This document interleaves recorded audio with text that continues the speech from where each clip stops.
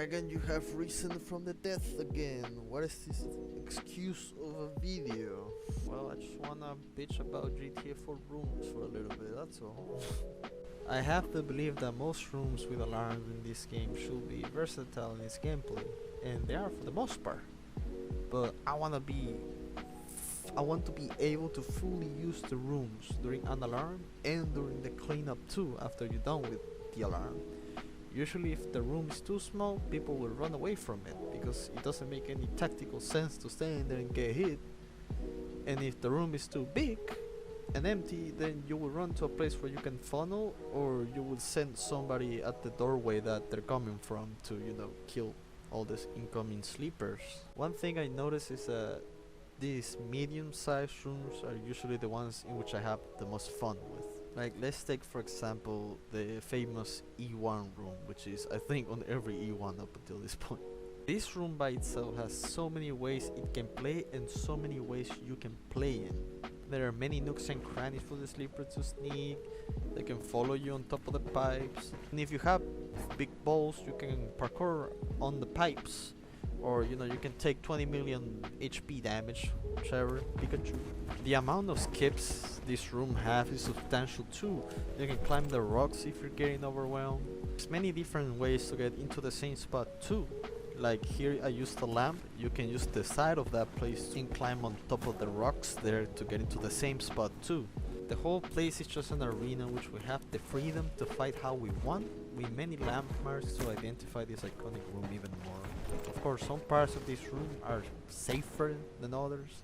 Like for example, the right side of this room is a lot safer than the left side, because of the building on top doesn't really provide you with that much space if you get overwhelmed. And tongues are really funny on stairs, so you know, I don't really play with that.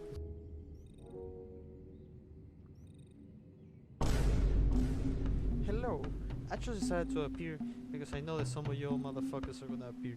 Dragon, you're teaching us how to kite. Well, no, I am not teaching you how to kite. I'm teaching you how to reload. Because you're not gonna sit in there and fucking get hit 20 million times in a row. Like, it's just obvious. You're not gonna do it. Now I'm on the part of the video in which I have to show you the complete opposite of what I've shown you right now. And this is my opinion, obviously, so take it with a grain of salt. But this is probably the most whack-ass room in Gtfo.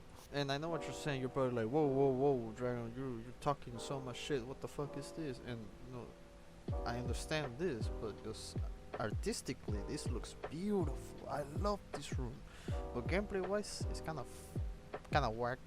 I'm gonna lie to you. And the main reason why is because of this right here. The ladders slow down the pace by a crawl, and if you have this thing, they just like go just teleport in front of you, and you can barely even react sometimes depending on how bad the desync is. And this is what the host sees and the client should see, but it doesn't. But even then we have this persistent issue of ladders making enemies invulnerable. That's why we always had headless scouts since the beginning in R1. The room itself have some really cool skips. They're not that many, but they're really fun to do.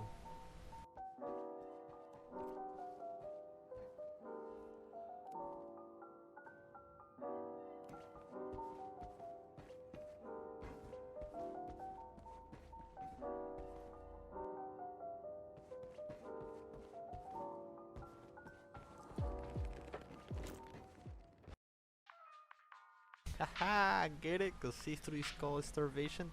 Okay, never mind. But for real though, most of the fights that happen in this room right here either happens below on the main floor or by the stairs when you're protecting the uplink guy. But usually you don't go on the upper stairs or on the third floor trying to use the bridges. Like, you don't really use them because the game doesn't really force you to go up. If you're trying to hammer, it's better to be downstairs than being up there, since you have a lot more space to dodge the hybrid bullets, since you can easily just circle around them and not get hit while trying to hammer the strikers.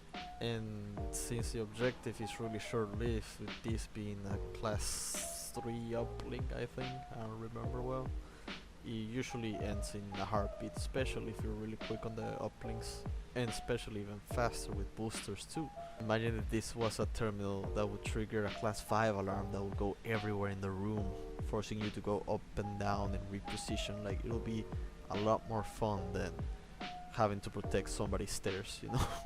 So what's the point with this video? Well, if you're gonna give us these big rooms with a lot of things going on, then give us a reason to fully use the room. A lot of the rooms just end up being lackluster because of it, even though they have so many potential in gameplay application.